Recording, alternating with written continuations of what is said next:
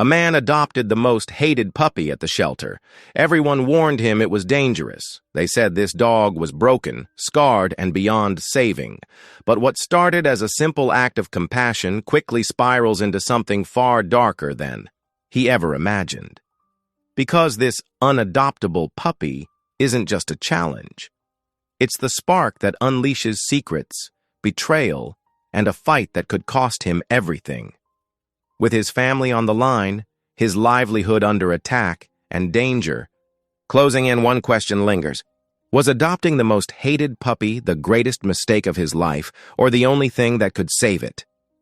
Your comments and presence here remind me why I tell these stories. If you still believe in the healing strength of love, truth, and quiet, courage, then you're the reason this channel exists. The county animal shelter's fluorescent lights buzzed overhead as Curtis Hale walked past row after row of kennels. His weathered work boots scuffed against the concrete floor, hands stuffed deep in the pockets of his oil-stained jeans. The chorus of barking and whining echoed through the metal cages, but Curtis barely noticed. After months of coming home to an empty house, the silence had become deafening. Happy dogs pressed their noses against the chain-link doors, tails wagging hopefully as he passed. Puppies tumbled over each other, yipping for attention.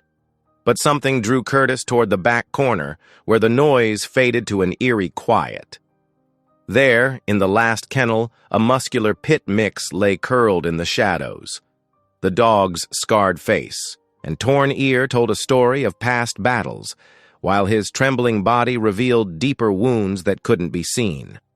A bright red sign on the cage door made Curtis's heart sink. Unadoptable. Aggressive. Oh, I wouldn't go near that one if I were. "You!" a shelter worker called out, hurrying over. Her name tag read, Jenny. She nervously adjusted her glasses. "He's got a bad history. We've had him for 6 months. But he's shown aggressive tendencies. Not safe for adoption, especially if you have kids." Curtis knelt down slowly, keeping his movements calm and steady. The dog's eyes met his, not with aggression, but with a wariness that Curtis recognized all too well. It was the same look he saw in his own mirror some mornings, especially after another failed custody hearing for his daughter Lydia. "What's his story?" Curtis asked quietly, not breaking eye contact with the dog. Jenny shuffled through some papers on her clipboard. "Found him in a bad situation, likely used for fighting.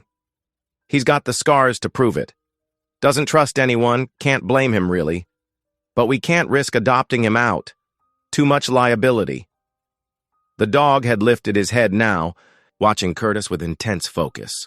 There was intelligence in those eyes and pain, but something else too. A glimmer of hope, maybe, or a desperate wish to be understood. "Mind if I sit with him a while?" Curtis asked. Jenny's eyebrows shot up. "Sir, I really don't recommend just sitting," Curtis assured her. "Nothing more." After a moment's hesitation, Jenny nodded reluctantly. "I'll need to supervise, and you'll have to sign a waiver." Curtis settled cross-legged on the floor in front of the kennel. The dog watched his every move, muscles tense but not aggressive. Curtis began speaking softly, his voice barely above a whisper. "Rough deal you got, buddy. World hasn't been too kind to you, has it?" He pulled his hands from his pockets, letting them rest palms up on his knees. "Know something about that myself." Minutes ticked by. Jenny shifted uncomfortably, but Curtis remained still. Gradually, the dog uncurled from his defensive position. His tail remained tucked, but his breathing steadied. "He's different with you," Jenny observed, surprise evident in her voice. "Usually, he won't even look at visitors." Curtis nodded slowly. "Sometimes folks just need someone to see past their labels." He stood up carefully, joints creaking. "I'd like to adopt him." Jenny's clipboard clattered to the floor. "Mr. Hale, I can't in good conscience. This dog is marked for euthanasia. He's considered dangerous." "Considered by who?" Curtis's quiet voice carried a note of steel. "Folks who never gave him a chance. Who decided he was too broken to save? There's a lot of liability involved, Jenny protested. The shelter could be held responsible if anything happened. And our insurance— I'll sign whatever you need me to sign, Curtis interrupted. But I'm not leaving here without him. Jenny studied Curtis's face, then looked at the dog who had pressed closer to the kennel door, his eyes fixed on Curtis. She sighed. Let me talk to the shelter director. What followed was 2 hours of paperwork, warnings, and liability waivers. Curtis signed every document without complaint, his weathered hands steady and sure. Other shelter workers gathered to watch, whispering among themselves as the unadoptable dog was fitted with a collar and leash. When they finally opened the kennel door, the dog emerged cautiously. His tail remained low, but he moved directly to Curtis's side, pressing against his leg as if seeking shelter from the stairs around them. What are you going to call him? Jenny asked, still looking uncertain about the whole situation. Curtis looked down at his new companion, noting the powerful muscles beneath the scarred coat. Diesel, he said firmly. His name is Diesel. As they walked out of the shelter together, Curtis could feel the weight of disapproving stares on his back, but he'd grown used to those over the past year.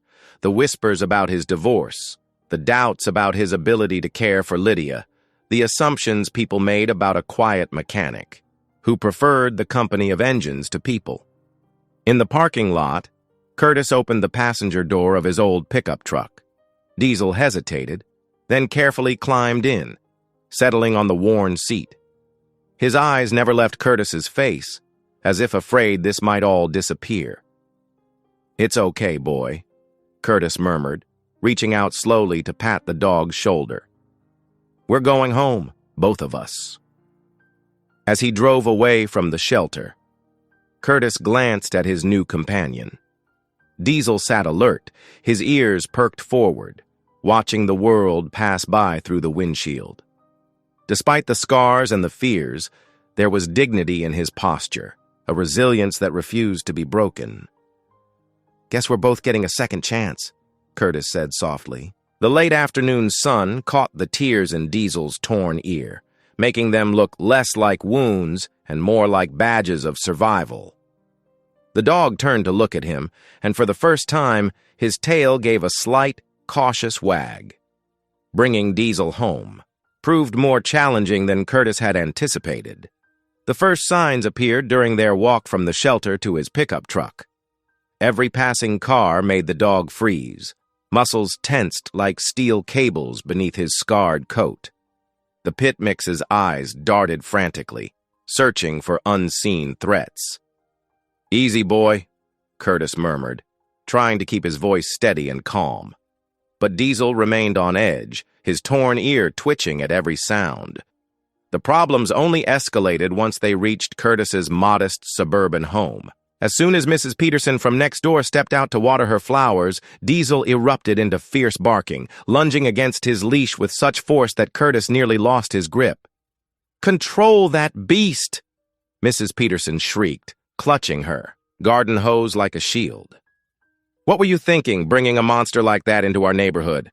Curtis managed to drag Diesel inside, his face burning with embarrassment. But the dog's anxious energy continued throughout the night. Every passing shadow sent him into a frenzy of barking that echoed through the empty rooms. Around 3 o'clock in the morning, Curtis gave up trying to sleep and sat with Diesel in the living room, watching the dog pace restlessly across the worn carpet. "We'll figure this out," he promised, though doubt gnawed at his confidence. The next day brought more challenges. During their morning walk, Diesel nearly attacked Mr. Wilson's golden retriever, snarling and snapping until Curtis physically lifted him away. Word spread quickly through the neighborhood. Curtis noticed how people crossed the street when they saw them coming, how conversations died when he passed by with Diesel straining at the leash. "That dog is a lawsuit waiting to happen," he overheard someone say at the local coffee shop. "Did you hear it was labeled aggressive at the shelter? Completely unadoptable." The worst blow came when his ex-wife Jennifer caught wind of the situation. Her lawyer's call was swift and merciless. "Mr. Hale, my client has serious concerns about the safety of your shared daughter, Lydia." The attorney's voice crackled through his phone speaker. "Harboring a dangerous animal shows questionable judgment. We'll be filing a motion to revisit the custody arrangement." Curtis's hand tightened around his phone. "Diesel isn't dangerous. He's just scared. The court may see things differently. Perhaps you should consider returning the dog before this affects your visitation rights." The suggestion hit Curtis like a physical blow. He looked across the room where Diesel lay curled in the corner, watching him with those wary eyes. Despite everything, there was something in that gaze that spoke of a soul as wounded as his own. Nights became a symphony of anxiety. Diesel barked at every creaking floorboard, every passing car, every whisper of wind through the trees. Curtis installed heavy curtains to block out moving shadows, but it barely helped. Dark circles formed under his eyes as sleep became a distant memory. His sister Marie stopped by unannounced one afternoon, her face pinched with concern. "Curtis, this isn't healthy. You look terrible, and that dog—" She trailed off as Diesel started growling from behind the baby gate Curtis had installed in the hallway. "He just needs time," Curtis insisted, though his voice carried less conviction than before. "Time isn't going to fix this," Marie said gently. "Sometimes we have to admit when we've made a mistake. There's no shame in taking him back to the shelter." But Curtis couldn't bring himself to do it. Every time he considered returning Diesel, he remembered those eyes in the shelter cage, that look of resigned hopelessness. He'd made a promise when he signed those adoption papers, and he intended to keep it. Still, the isolation grew heavier with each passing day. Friends stopped dropping by. Neighbors filed complaints with the Homeowners Association. Curtis found himself avoiding social interactions, dreading the inevitable questions and judgmental stares. One evening, as Curtis sat on his back porch, watching Diesel patrol the fenced yard, Mrs. Peterson called over the fence. "The neighborhood council is meeting next week. Your situation will be discussed." Her tone left no doubt about what that meant. Curtis nodded wearily, not bothering to argue. Inside, Diesel had started barking again, his deep voice echoing through the gathering dusk. The sound carried a desperate edge that matched the ache in Curtis's chest. The cry of a creature searching for safety in a world that had shown it little kindness. He looked down at his calloused hands, still stained with motor oil from the day's work at the garage. "What are we going to do, boy?" he whispered. But the question hung unanswered in the growing darkness. That night, as Curtis lay awake listening to Diesel's restless pacing, he wondered if everyone else was right. Maybe he had been foolish to think he could help this damaged creature. Maybe he was only making things worse for both of them. But when Diesel finally settled beside his bed, letting out a soft whimper that seemed to carry all the weight of his past trauma, Curtis knew he couldn't give up. Not yet. Not when he was the only one willing to look past the scars and see the possibility of healing. The next morning dawned crisp and cool, with dew still clinging to the grass. Curtis decided to take Diesel for an early walk, hoping fewer people would be out. The pit mix padded alongside him, tense but manageable, until they rounded the corner near Curtis's garage. Raymond Colburn stood there in his perfectly pressed charcoal suit, examining the faded Hale's Auto Repair sign with obvious disdain. His silver hair caught the morning light as he made notes on an expensive-looking tablet. Curtis's stomach knotted. He'd been dodging Colburn's calls about selling the property for weeks. The moment Diesel spotted Colburn, everything changed. The dog's muscles bunched, a deep growl rumbling in his chest. Before Curtis could tighten his grip, Diesel lunged forward with explosive force, barking and snarling. The leash burned through Curtis's palm as he struggled to hold the dog back. Colburn stumbled backward, his usual composure shattering. "Get that beast under control," he shouted, holding his tablet up like a shield. His perfectly polished shoes scraped against the sidewalk as he retreated. Curtis wrapped the leash around his fist, pulling Diesel back with all his strength. "He won't hurt you," he called out, though he wasn't entirely sure of that himself. "He's just scared." "Scared?" Colburn's face flushed red with anger. "That animal is vicious. You'll be hearing from my lawyers, Hale. We can't have dangerous dogs threatening innocent people in this neighborhood." The developer straightened his jacket, his hands trembling slightly. But when he met Curtis's eyes, there was something calculating in his gaze. "First your garage is falling apart. Now this? Maybe it's time to admit you're in over your head. My offer to buy you out still stands. For now." Curtis felt his jaw clench. "The garage isn't for sale, Mr. Colburn. Never has been. Never will. Be. We'll see about that." Colburn pulled out his phone, snapping several photos of Diesel, who was still straining against the leash. The city takes dangerous animal complaints very seriously, especially when they come from concerned citizens with influence on the council. As Colburn strode away, Curtis noticed several neighbors watching from their windows. Mrs. Peterson was already on her phone, no doubt spreading the news. His hand stung where the leash had burned it, but the physical pain was nothing compared to the weight settling in his chest. Back home, Curtis found 3 messages on his answering machine. The first was from Animal Control, requesting an immediate inspection based on multiple complaints. The second was from his ex-wife's lawyer expressing grave concerns about their daughter Lydia's safety during upcoming custody visits. The third was from Colburn's office, reiterating their generous purchase offer for the garage. Curtis sank into his worn armchair, running his fingers through his hair. Diesel whined softly and placed his head on Curtis's knee, all traces of aggression gone. Looking into the dog's eyes, Curtis saw fear, not violence, the same fear he'd noticed at the shelter. "He's trying to squeeze me out," Curtis muttered, scratching behind Diesel's torn ear. "Using you to do it. Probably thinks I'll give up and sell if he makes enough trouble."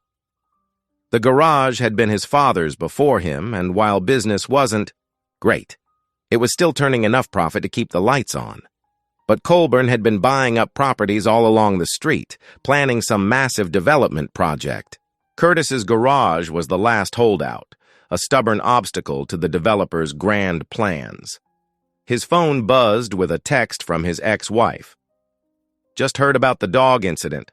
This is exactly what I was worried about. We need to talk about Lydia's visits." Curtis closed his eyes, feeling the walls closing in. Colburn had played this perfectly. The dog's reaction had given him exactly the ammunition he needed. Now he could pressure Curtis from multiple angles, using Diesel's behavior to paint both of them as dangerous liabilities to the community. But as Curtis watched Diesel settle at his feet, loyalty shining in those wary eyes, he felt his resolve harden. He'd seen something worth saving in this damaged, distrustful dog. He wouldn't abandon Diesel just because things got tough. And he wouldn't give up his father's legacy to a manipulative bully like Colburn either. "Looks like we're in this together, boy," Curtis said softly, reaching down to stroke Diesel's scarred head. The dog's tail thumped against the floor, a quiet show of trust that meant more than any developer's threats. The morning sun cast long shadows across the sidewalk as Curtis guided Diesel along their usual route. The pit mix walked close to Curtis's leg, his muscles taut beneath his scarred coat. As they rounded the corner near Curtis's garage, a familiar figure came into view.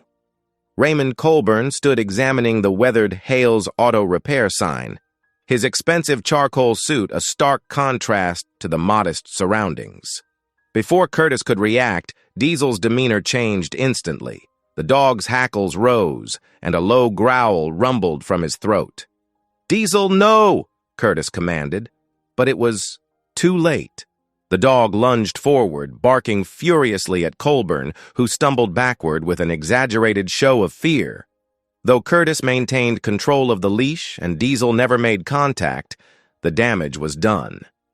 "This is assault!" Colburn shouted, brushing off his suit with theatrical indignation. "That beast is a menace to this community!" Within days, the legal notices began arriving.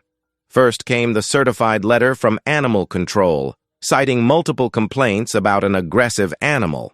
Then arrived the formal demand from Colburn's attorney, insisting that Diesel be declared dangerous and destroyed. Curtis sat at his kitchen table, surrounded by mounting paperwork, his hands shaking as he read through each new threat. The words blurred together. Immediate action required, public safety concern, court-ordered euthanasia. His phone buzzed with a text from his ex-wife. "Another parent called about your dog. Lydia's friends aren't allowed to visit anymore. This has to stop, Curtis." The local paper ran a story about dangerous dogs in our neighborhood, featuring quotes from Colburn about public safety and property values. Though Diesel wasn't named directly, everyone knew which dog they meant. Curtis noticed how people crossed the street when they saw him coming, how conversations at the grocery store fell silent when he walked by. Worse than the public scrutiny was Lydia's reaction. During her weekend visit, she barely spoke to him, spending most of her time texting friends in her room. When Diesel approached her for attention like he usually did, she flinched away. "Dad," she said finally, her voice small and hurt. "Everyone at school is talking about it. They say you're keeping a fighting dog, that he's going to hurt someone. Madison's mom won't let her come over anymore. Curtis felt his heart breaking at the shame in his daughter's eyes. "Honey, you know Diesel isn't dangerous. He's just scared like lots of us get sometimes." "But why did you have to pick him?" Lydia burst out. "There were normal dogs at the shelter, nice ones. Instead, you got the one nobody wanted, and now everyone thinks we're weird." The words stung worse than any legal threat. Curtis watched his daughter retreat to her room, Diesel whining softly at her closed door. The dog looked up at him with those anxious brown eyes, and Curtis felt the weight of his decision pressing down on him like a physical force. Later that week, Curtis found himself sitting in a meeting with his lawyer, a kind but realistic woman named Patricia Morgan. "Mr. Colburn has significant influence in this community," Patricia explained gently. "He's donated to every political campaign in the county, and he sits on multiple business boards. Fighting this will be expensive, and frankly, the odds aren't in our favor." Curtis stared at his calloused hands. "So what are you saying?" "I'm saying that maybe we should consider a compromise. Mr. Colburn's latest offer to buy your property is generous. You could relocate, start fresh somewhere else with Diesel, away from all this scrutiny." But Curtis knew it wasn't that simple. His garage had been his father's before him. It was more than just a building. It was his heritage, his life's work. And now Colburn was using Diesel as leverage to force him out, knowing that Curtis couldn't afford a prolonged legal battle. That evening, Curtis sat on his back porch, Diesel's head resting on his knee. The dog had sensed his mood and stayed close all day, offering silent comfort. The setting sun painted the sky in shades of orange and purple, but Curtis barely noticed its beauty. His mind kept circling through his options, each one seeming worse than the last. Give up Diesel to save his business? Lose his daughter's respect? Watch his community turn against him? The walls were closing in, and for the first time since that day at the shelter, Curtis wondered if he'd made a terrible mistake. Diesel shifted, pressing closer against his leg, and Curtis automatically reached down to scratch behind his torn ear.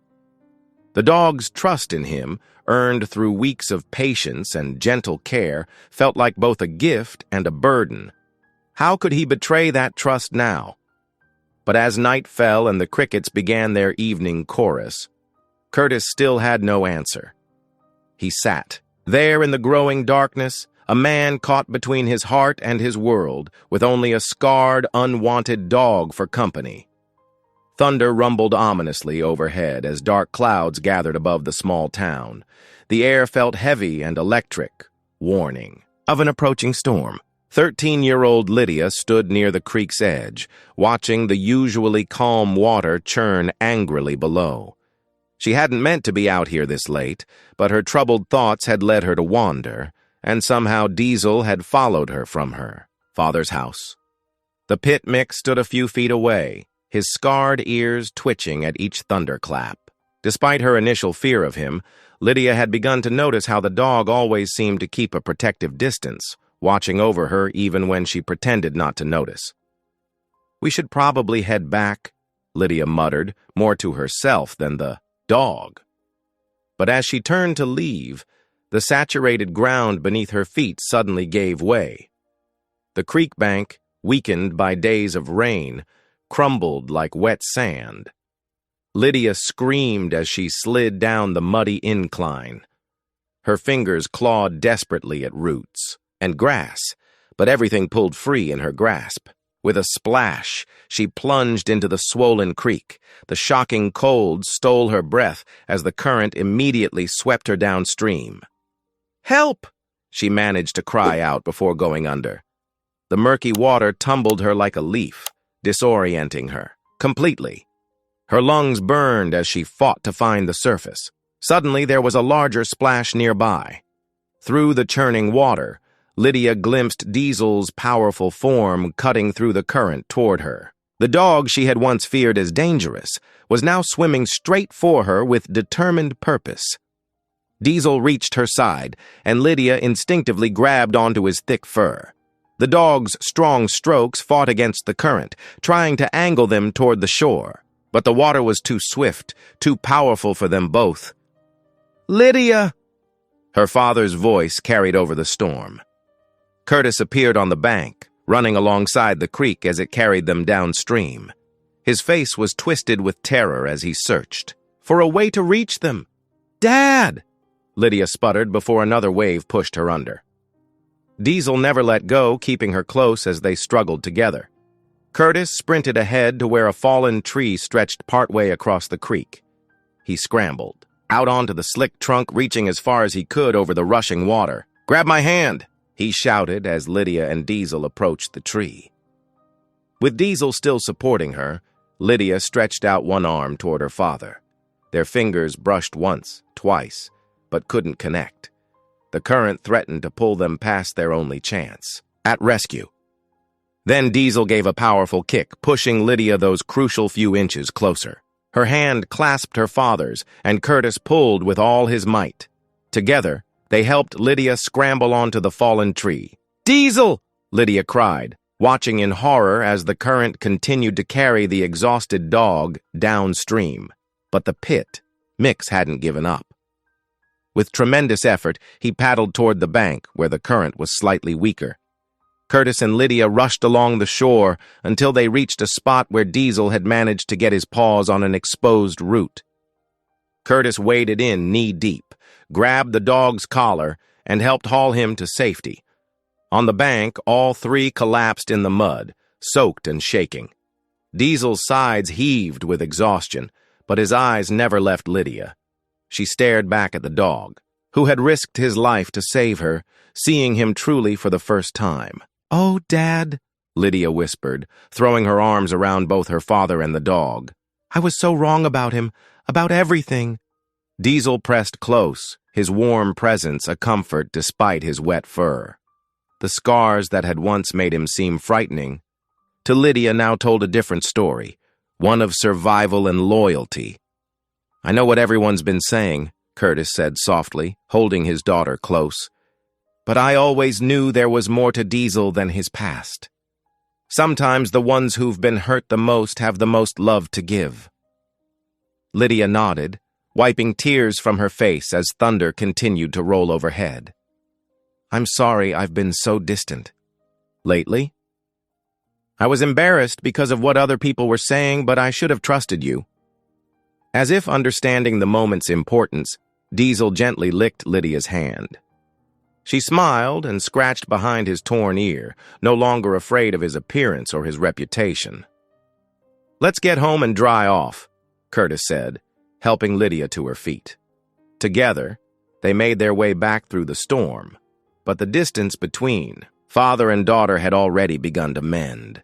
With each step, Diesel stayed close to Lydia's side, his protective nature now a source of comfort rather than fear.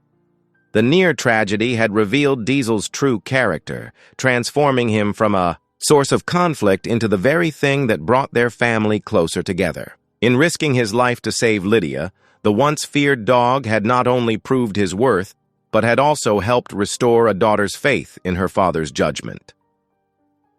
Curtis sat at his worn kitchen table late into the night, spreading out papers and documents, under the harsh glow of the overhead light. Coffee cups littered the surface, testament to his long hours of research. What had started as a simple fight over Diesel had led him down a rabbit hole of disturbing discoveries about Raymond Colburn's business dealings. "This can't be right," he muttered, comparing property records. The same pattern kept appearing. Small business owners and homeowners facing sudden hardships, followed by Colburn's company swooping in to buy their properties at rock-bottom prices. Curtis circled another address with his red pen, adding it to his growing map of Colburn's acquisitions. His phone buzzed. A text from Lydia lit up the screen. "Dad, I told Mom what really happened at the creek, about how Diesel saved me. She seemed different after. Like maybe she's starting to believe." "You?" A small smile crossed his face as he typed back, "Thanks, sweetie. Get some sleep." Diesel padded over from his bed in the corner, resting his scarred head on Curtis's knee. Curtis absently scratched behind the dog's torn ear while studying the documents. "You were just the beginning, weren't you, boy? He wanted my garage, and you were his way to pressure me." The more Curtis dug, the clearer the pattern became. 3 other small business owners in town had faced similar campaigns of harassment before selling to Colburn. Anonymous complaints, sudden building code violations, even health department citations that appeared out of nowhere. Just like the complaints about Diesel that had started flooding in. Curtis pulled up the town planning website on his laptop. There it was, a massive development proposal from Colburn Industries. The map showed a sprawling commercial complex, covering blocks of what were currently small businesses and older homes, including Curtis's garage. "Son of a gun," Curtis whispered. "He's buying up the whole neighborhood piece by piece, piece by piece." He started making calls the next morning. The first was to Tom Chen, who'd owned the Chinese restaurant 2 blocks over before health code violations forced him to sell last year. "I always wondered about those inspections," Tom said carefully. 20 years, no problems. Then suddenly, every week there was something new wrong. The inspector. He suggested I should just sell while I could still get something for it.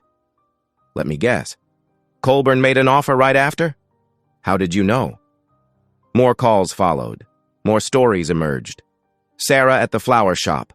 Mike's Hardware. All had faced similar pressure campaigns before Colburn acquired their properties. Curtis was so absorbed in his investigation that he almost missed Lydia's arrival for their weekend visit. She burst through the door, bringing energy to his cluttered kitchen. "Dad! I brought something!" She pulled newspaper clippings from her backpack. "I found these in the library archives. Look at the dates. Every time there's a new development announced by Colburn's company, there's complaints and problems with the existing businesses just before." Curtis hugged his daughter tight. "When did you get so smart?" "I learned from you," she said, then grew serious. "Dad, what he's doing to you and Diesel, it's wrong. We have to stop him." Diesel trotted over, tail wagging as Lydia knelt to hug him. The sight warmed Curtis's heart. Just weeks ago, she'd been afraid to come near the dog. Now here she was, fighting alongside them both. "It won't be easy," Curtis warned. "Colburn has money, influence. Fighting him could cost us everything." "Not. Fighting him will definitely cost us everything," Lydia pointed out. "Besides, we've got something he doesn't." "What's that?" "The truth. And each other." She scratched Diesel's ears. "All 3 of us." Curtis studied the evidence spread across his table. Bank records showing suspicious patterns of payments to city officials. Proof of building inspectors on Colburn's payroll, a web of corruption that went far beyond one developer's greed. You know what? You're right. Curtis gathered the papers into a folder. Colburn thought he could use Diesel to break us. Instead, he brought us together, made us stronger. Diesel stood alert, as if sensing the shift in Curtis's resolve. No longer was this just about saving one dog or even one garage. This was about standing up to bullies who thought their money put them above the law. First thing Monday, we're taking these to the district attorney's office, Curtis said. And we're going to keep fighting until someone listens. Lydia grinned. Can I come with you? Wouldn't have it any other way, sweetheart. Curtis looked at his unlikely family, his daughter, her eyes shining with determination, and the scarred pit mix who had started it all. We're in this together, now. He knew the risks. Colburn wouldn't take kindly to being exposed. The fight ahead would be brutal. But looking at Diesel, who had overcome so much and still found the courage to trust again, Curtis felt his own courage growing stronger. Sometimes the biggest battles came in the most unexpected packages. Curtis's fingers traced over the damning evidence spread across his kitchen table. Property records, foreclosure notices, and newspaper clippings painted a clear picture of Colburn's predatory schemes. His eyes burned from hours of reading in the dim light, but he couldn't stop now. Each document revealed another piece of the puzzle, how Colburn had systematically destroyed small businesses and families to build his empire. Diesel lay at his feet, occasionally lifting his head to check on his master. The dog's presence was reassuring, a reminder of why this fight mattered. Curtis reached down to scratch behind his torn ear, earning a gentle thump of tail against the floor. The sudden crash of breaking glass shattered the quiet night. Curtis jerked upright as Diesel leaped to his feet, hackles raised. Smoke began seeping under the door connecting the kitchen to the garage. The acrid smell hit Curtis's nostrils as Diesel started barking frantically. No, no, no. Curtis scrambled. To his feet, nearly knocking over his chair. Through the door's window, he could see orange flames already climbing the walls of his garage. The fire was spreading with unnatural speed. This was no accident. He yanked open the door, but immediately stumbled back from the wall of heat. The garage was an inferno. Years of accumulated oil and grease had turned the space into a death trap. The flames were everywhere, consuming tools, equipment, and memories. Diesel whined anxiously, pressing against Curtis's legs. The sound of splintering wood filled the air as part of the ceiling began to give way. Curtis's heart pounded. Everything he'd built, everything he'd worked for, was literally going up in smoke. A thunderous crack split the air. Curtis looked up just as a burning support beam crashed down, blocking their exit through the kitchen. The heat was becoming unbearable, sweat pouring down his face as he frantically searched for another way out. "This way, boy!" Curtis coughed, smoke filling his lungs as he pushed through the garage. The main door was their only chance now. Diesel followed close behind, staying right on his heels despite the terrifying situation. The flames roared higher, feeding on decades of automotive supplies. An explosion rocked the building, probably a gas can or solvent container. The blast knocked Curtis to his knees. His eyes stung, vision blurring as smoke filled the space. Above them, the roof groaned ominously. Curtis could barely see through the thick smoke, but he knew they had seconds before the whole structure came down. Diesel was whimpering now, overwhelmed by the heat and noise. "Come on!" Curtis grabbed Diesel's collar, half dragging the frightened dog toward where he thought the exit should be. His lungs burned with every breath. The dog's fur was hot under his fingers, but Diesel trusted him enough to follow. Another section of roof collapsed behind them with a deafening crash. The impact sent Curtis stumbling forward. He hit the ground hard, losing his grip on Diesel's collar.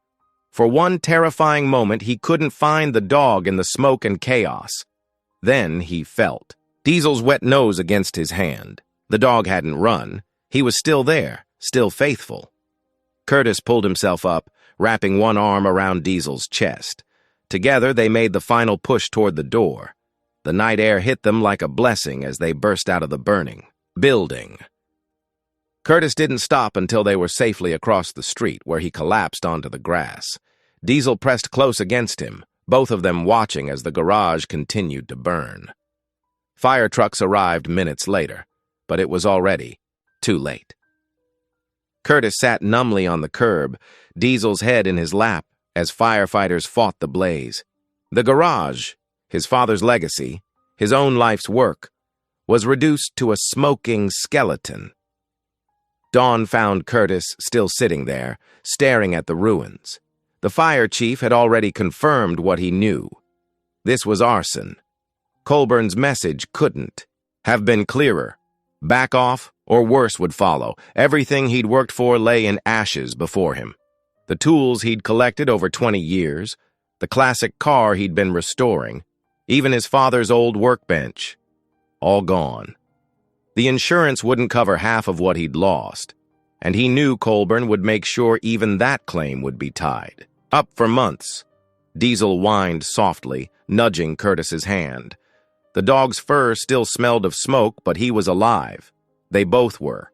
Curtis buried his face in Diesel's neck, fighting back tears of exhaustion and despair. "What do we do now, boy?" he whispered. His whole life had been wrapped up in that garage. Without it, he had no way to support himself, no way to fight Colburn's army of lawyers, no way to prove he could provide a stable home for Lydia.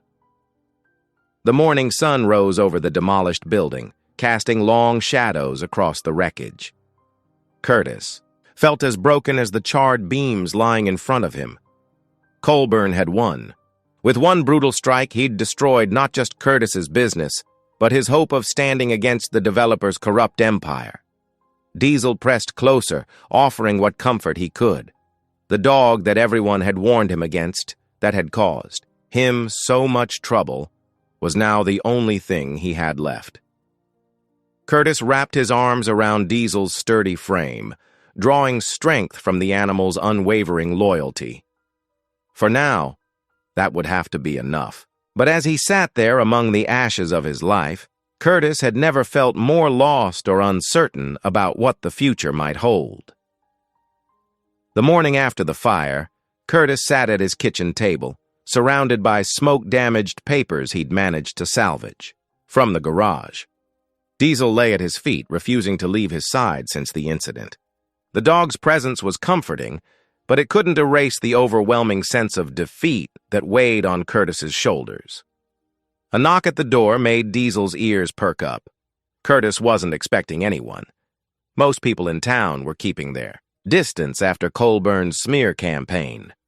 When he opened the door, he found a woman in her late 30s standing there, dressed in a crisp business suit despite the early hour. She carried a worn leather satchel that seemed ready to burst with files. "Curtis Hale?" she asked, extending her hand. "I'm Marla Denton. May I come in? We need to talk about Raymond Colburn." Curtis hesitated, but something in her direct gaze made him step aside. Diesel approached the visitor cautiously, and to Curtis's surprise, Marla knelt down to let the dog sniff her hand without a trace of fear. "He's not what they say he is." "Is he?" she said softly, scratching behind Diesel's ears. "Neither are you, Mr. Hale." Inside, Marla wasted no time pulling documents from her satchel. "I used to work for Carson and Mitchell, the firm that handles most of Colburn's legal work," she explained, spreading papers across the table. "I left 3 years ago when I realized the extent of his corruption. Been gathering evidence ever since." Curtis sank into a chair, studying the woman across from him. "Why are you helping me?" "Because you're fighting back," Marla replied, her eyes sharp with determination. "Most people fold when Colburn applies pressure, but you're still standing, and after last night's fire, it's clear he sees you as a threat." She pulled out more documents, property records, bank statements, court filings. "Look at these dates," she pointed to several transfers. "Colburn's been systematically buying up properties through shell companies, then using manufactured crises to force out longtime owners." Your garage isn't the first business he's tried to burn down. Curtis leaned forward, anger replacing his exhaustion as he studied the pattern Marla was revealing. These signatures, he noticed, they don't match. Exactly. Marla nodded approvingly. Forged documents, falsified testimony, bribes to building inspectors. I've been tracking it all. But I needed someone willing to stand up to him publicly. Someone with nothing left to lose. Curtis thought of his destroyed garage, of Lydia's disappointed face, of Diesel's unwavering loyalty through it all. I'm not doing this just for me anymore, he said quietly. People need to know what he's doing to this town. Marla's expression softened. I know. That's why I'm here. Together, we can build a case that will expose everything. But it won't be easy. Colburn fights dirty, as you've seen. For the next several hours, they pored over the evidence. Marla explained legal strategies, showing Curtis how to document everything. Who to talk to, what questions to ask. She had names of former employees willing to testify, copies of suspicious financial records, photos of other properties Colburn had targeted. We're not just playing defense anymore, Marla declared, her voice firm. It's time to take the fight to him. Show him he picked the wrong people to bully. Curtis felt something he hadn't experienced since the fire. Hope. With Marla's expertise and his first-hand knowledge of Colburn's tactics, they had a real chance. Diesel seemed to sense the shift in mood, moving between them with an alertness that matched their growing determination. First step, Marla said, pulling out her phone, is to document everything from the fire. The pattern matches his other properties perfectly. Then we'll start interviewing witnesses, building our case piece by piece.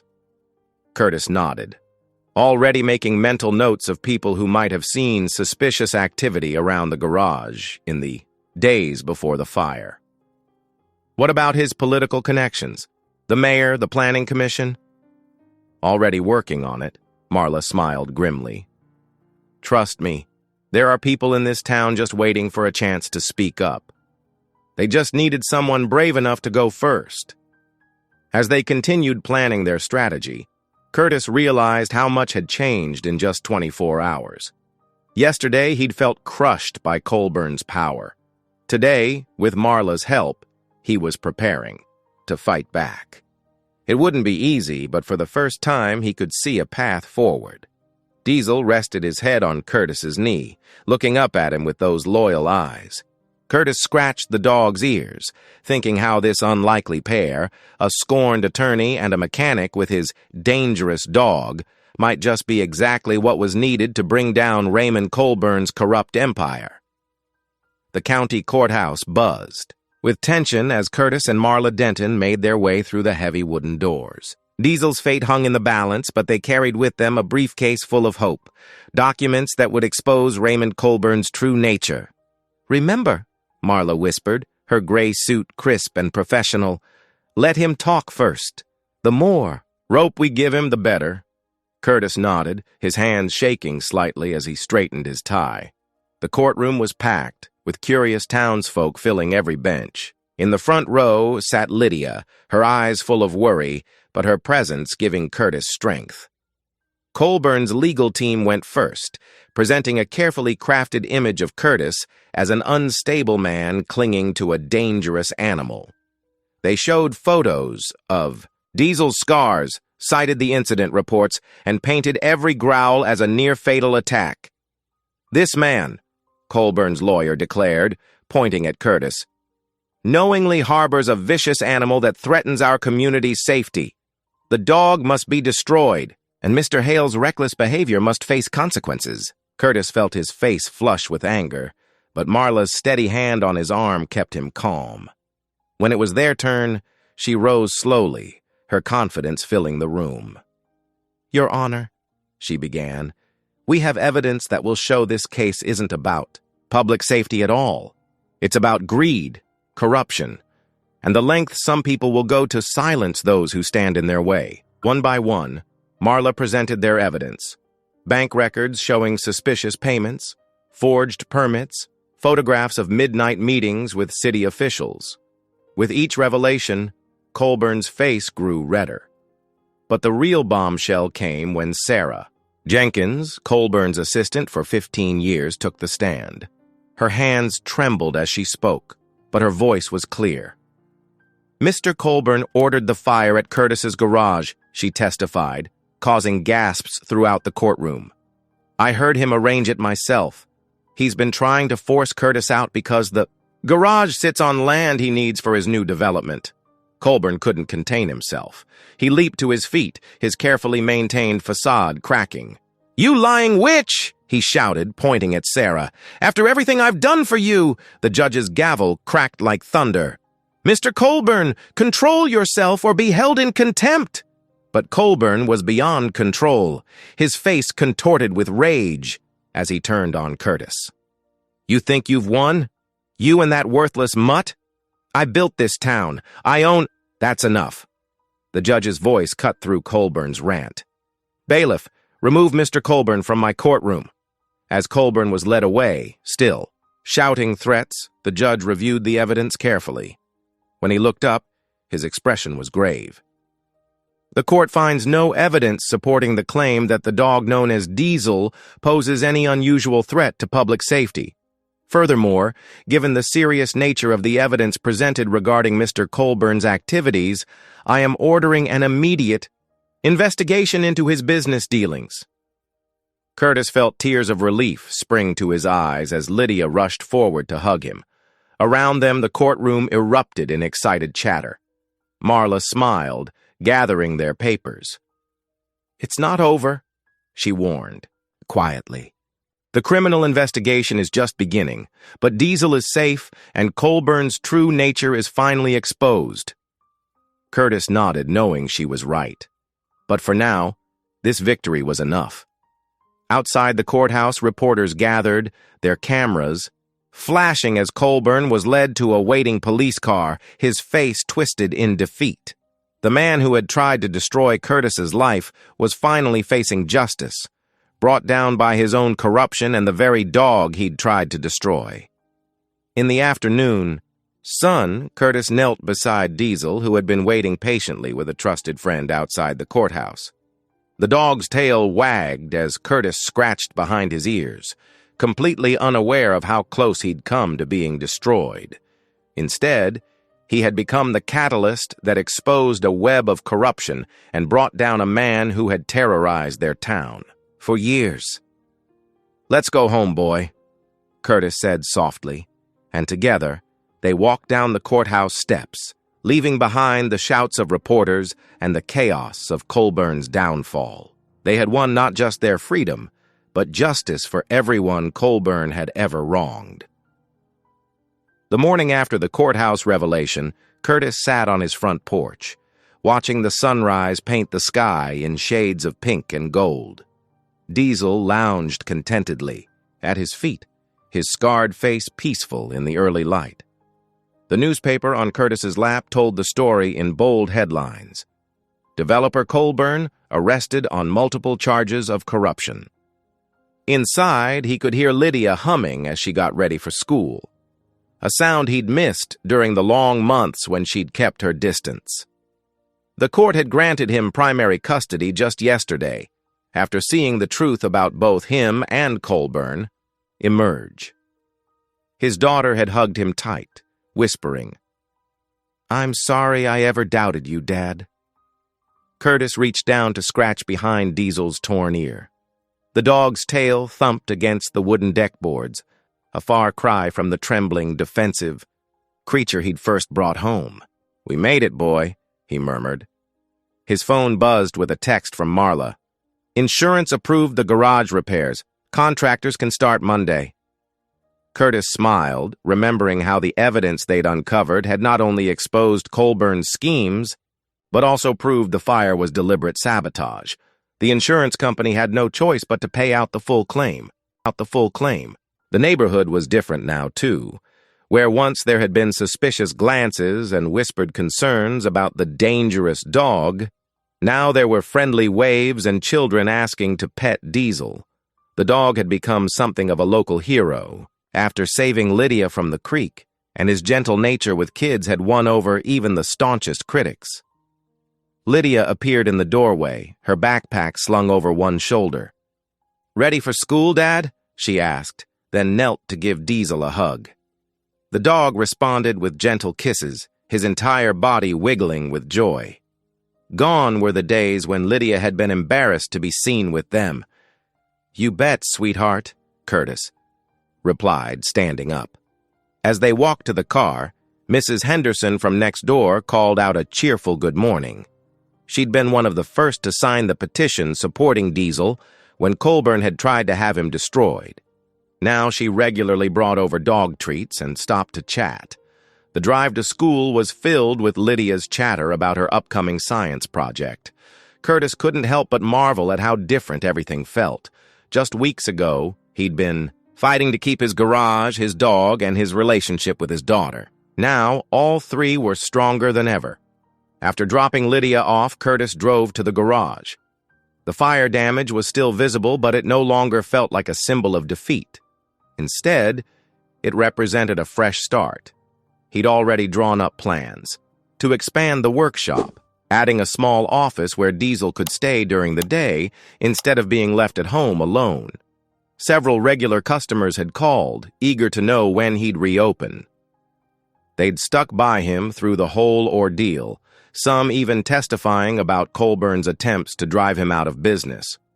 Their loyalty had touched him deeply. As Curtis unlocked the temporary office trailer, Diesel trotting faithfully at his heel, he reflected on how far they'd both come.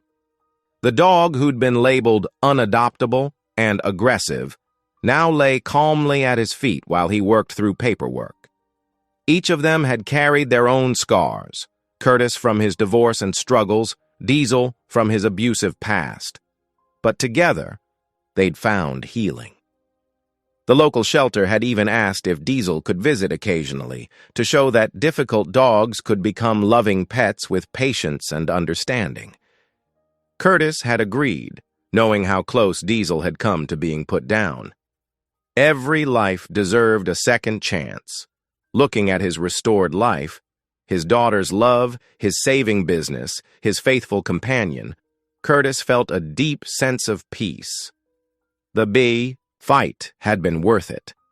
Justice had prevailed, not just for him, but for everyone Colburn had tried to bully and cheat. The developers' schemes lay in ruins, while Curtis stood tall, stronger for having weathered the storm. Diesel raised his head and gave a soft woof, tail wagging as one of Curtis's regular customers pulled into the lot. It was time to get back to work. Not as a broken man struggling to hold on to what little he had left, but as someone who had fought for what was right and won.